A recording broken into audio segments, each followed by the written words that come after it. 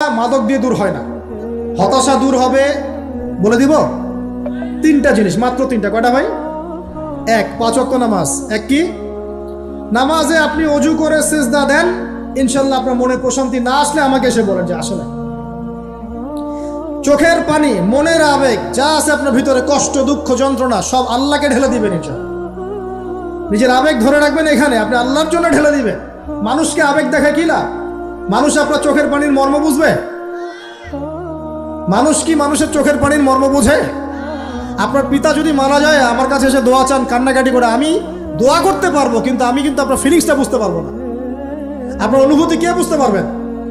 আল্লাহ পাক আপনার ঘাড়ের রগের চেয়েও কাছে আছে। সুবহানাল্লাহ, সুবহান আল্লাহ পাক ঘাড়ের রগের চেয়ে কাছে আছে। গতকালকে বাংলাদেশের একজন বরেণ্য আলেমের সাথে একটা কনফারেন্সে ছিলাম। উনি বলছিলেন যে এক ব্যক্তি, এটা শোনেন, এক ব্যক্তি খুব তার শখ যে তিনি সাহাবীদের মতো নামাজ পড়া শিখবেন। কথা বুঝতে পারছেন? সাহাবীদের মতো নামাজ শিখবেন।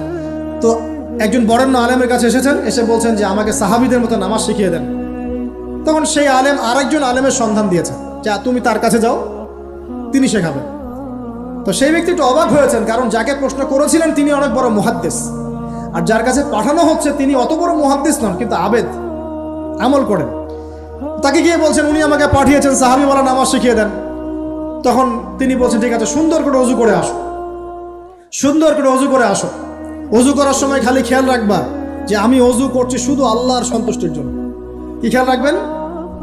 অজু করছি শুধু আল্লাহকে রাজি খুশি করার জন্য অজু করছে, আর কোনো উদ্দেশ্য নাই আমার। অজু করতে যাচ্ছে, তিনি আবার বলছেন দাঁড়াও, শুধু আল্লাহকে রাজি খুশি করার জন্য অজু করো। আবার শুরু করছেন, আবার বলছেন শোনো, শুধু আল্লাহকে রাজি খুশি করার জন্য অজু করো। এভাবে বলতেই আছেন। নামাজে দাঁড়িয়েছেন, দাঁড়ানোর আগে বলছেন শোনো, শুধু আল্লাহকে রাজি খুশি করার জন্য নামাজ পড়ো। বলতেই আছেন, বলতেই আছেন। এক পর্যায়ে সে ব্যক্তি নামাজ শুরু করলো, নামাজে মনোযোগ এদিক ওদিকে যায়, আর তার মাথায় এটা আসে, এই শুধু আল্লাহকে রাজি খুশি করার জন্য আমাকে নামাজ পড়তে হবে, শুধু আল্লাহকে রাজি খুশি করার জন্য নামাজ পড়তে হবে। এই চিন্তা তার মনের মধ্যে ঘুরপাক খাচ্ছে, ঘুরপাক খাচ্ছে। এভাবে নামাজটা সে শেষ করেছে। শেষ করে চিন্তা করছে যে নামাজ তো পুরোপুরি মনোযোগ দিতে পারলাম না। বারবার মাথার মধ্যে এরকম চিন্তা আসছে, আল্লাহ আমাকে তো মাফ করে দাও, নামাজটা আমার মনে হলো না ঠিক মতো। তখন সে ফিরে এসে তার সে ওস্তাদকে বলছেন আমার তো নামাজ এরকম এরকম করে পড়লাম, কিন্তু শেষমেশ মনে হলো যে নামাজটা হয়তো কবুল হয় নাই, আল্লাহর কাছে খুব মাফ চাইলাম, আল্লাহ আমাকে মাফ করে দাও, নামাজটা মনে হলো না। তখন সেই যে প্রথম ব্যক্তি যিনি পাঠিয়েছেন তিনি বলছেন এটাই হলো সাহাবী বলা নামাজ। তারা আল্লাহকে রাজি খুশি করার জন্য নামাজ পড়তেন, নামাজ শেষ করে আল্লাহর কাছে ইস্তেগফার করতেন, আল্লাহ কিছুই হলো না, কিছুই হলো। আমার কথা কি বুঝতে পারছেন? অতএব আল্লাহকে রাজি খুশি করার জন্যে আপনি আপনার আবেগ, আপনার ইবাদত সব ঢেলে দিবেন, অন্য কারো কাছে কিছু পাওয়ার আশা করবেন। অতএব নামাজ আপনার মাদকের দিকে যাওয়া লাগবে না, নামাজই আপনার হতাশা দূর করে দেবে ইনশাআল্লাহ। 2 নাম্বার আমল হচ্ছে কোরআন তেলাওয়াত। যে ব্যক্তি কোরআন তেলাওয়াত করতে পারে নিয়মিত, তার মনের মধ্যে এই হতাশা, এই ভীরুতা, এই কাপুরুষতা কিচ্ছু আসবে না ইনশাআল্লাহ। আমি গ্যারান্টি দিচ্ছি আপনাকে, হতাশা আসবেই না আপনার মনে যদি আপনি কোরআন বুঝতে পারেন।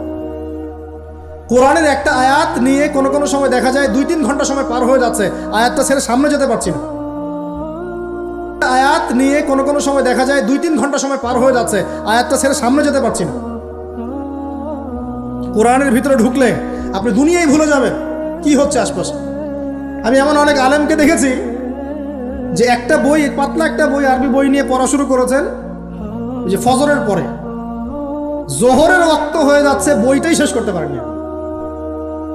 বুঝতে পারবেন না, যখন আপনি ইলমের ভিতরে ঢুকে যাবেন, কোরআনের ভিতরে, হাদিসের ভিতরে, আপনার দুনিয়ার খেয়ালই নাই। একজন আলেম তিনি এক রাত্রে একটা বই লিখেছিলেন, চটি বই, এক রাত্রের মধ্যে। বলা হচ্ছে তার সম্পর্কে বলা হচ্ছে যে রাতের খাবার তাকে দেয়া হয়েছে যে আপনি এটা খেয়ে নেন। যে খাবারটা পাশেই আছে, খাবারটা পাশেই আছে, খাবারটা খাবো, এটা লিখে খাবারটা খাবো, এরকম তার চিন্তা ছিল। ফজর হয়ে গেছে, বই লিখাও শেষ, খাবার এই অবস্থায় পড়ে আছে, ডুবে গেছেন ভিতরে, খাওয়ার মাথায় তার খেয়াল নাই। এরকম হয়। একজন মনীষী, বিখ্যাত মনীষী, রিয়াদুস সালেহীন কিতাবের রাইটার, সংকলক আল্লামা নববী রাহিমাহুল্লাহ, এরকম সারা রাত চলে গেছে, পাশে 2টা খেজুর, ওই 2টা খেজুর খাওয়ারই সময় পান। হাদিস নিয়ে গবেষণা করতে করতে করতে করতে রাত পার হয়ে গেছে। আমি বলতে চাচ্ছি, যখন ইলমের ভিতরে, কোরআন হাদিসের ভিতরে ঢুকে যাবেন, আপনার দুনিয়ার খেয়াল আপনার চলে যাবে। এই টেনশন, হতাশা, এই সেই বাদ, তখনই আল্লাহ পাক আপনাকে তার পক্ষ থেকে রহমত দিবেন, বরকত দিবেন, আল্লাহ আপনার দুনিয়ার কাজগুলো করে দিবেন ইনশাআল্লাহ। তখন দেখবেন কেউ আপনার দুনিয়ার ওই কাজটা করে দিয়েছে, কেউ ওই কাজটা করে দিয়েছে, কেউ বাসায় খাবার পাঠিয়ে দিয়েছে, আল্লাহ পাকই এগুলো করাই দিবেন ইনশাআল্লাহ। তো প্রিয় ভাইরা, মাদকে যাব না আল্লাহর কাছে আসবো? 2 নম্বর কোরআন তেলাওয়াত, 3 নম্বর আল্লাহর জিকির। 3 নম্বর কি ভাই? আল্লাহর জিকির। চলতে ফিরতে সব সময় মুখ চলতে থাকবে, মুখ না চললেও মনে মনে মন তাজা থাকবে, মনে মনে জিকির হতে থাকবে। মনে মনে জিকির করতে পারেন? মুখ নড়বে না, কিন্তু মনে মনে আপনার একটা জিকির হতে থাকবে, সুবহানাল্লাহ ওয়া আলহামদুলিল্লাহ, লা ইলাহা ইল্লাল্লাহ, আল্লাহু আকবার। পারা যাবে? পারে। মানুষের মন কখনো চুপ করে থাকে না, কিন্তু মানুষের মন অলওয়েজ কিছু না কিছু চিন্তা করতেই থাকে, করতে থাকে না, যতক্ষণ না ঘুমায় মানুষ। তো প্রিয় ভাইরা, বেশি বেশি জিকির করবো, সুবহানাল্লাহ, আলহামদুলিল্লাহ, লা ইলাহা ইল্লাল্লাহ, আল্লাহু আকবার, লা হাওলা ওয়ালা কুওয়াতা ইল্লা বিল্লাহ, এগুলো চলতে থাকবে। আল্লাহ পাক তৌফিক দান করুন। আমিন।